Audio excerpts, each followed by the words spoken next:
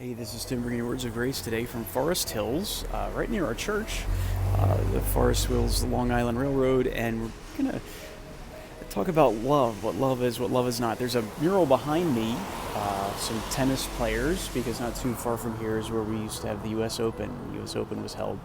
And one of those tennis players actually grew up in Queens, is known for tennis, but also for being rude in his speech. John McEnroe grew up not too far north of here, and good tennis player, but as far as discussing the nature of the calls, not necessarily under control.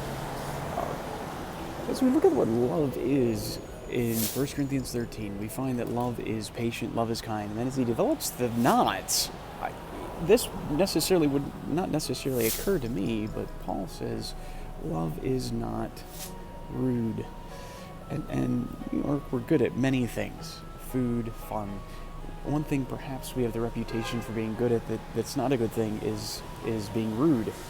And we drive very aggressive and cutthroat and walk that way and work that way. And if we're not careful, we'll be that way in our relationships. And that is not conducive to a good, loving relationship, being rude.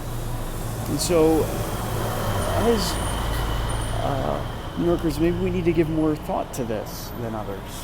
Husbands, if you had all brothers and your wife had only a sister, you really need to think carefully about it and ask, what is rude?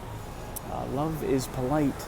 Love is considerate of someone else's feelings. And you can see how this is loving or not loving. Right? If you're not loving, you don't care. You say, I'm going to drive this way, I'm going to walk this way, I'm going to work this way, and I don't care what anyone thinks. And that's selfish. That's not loving.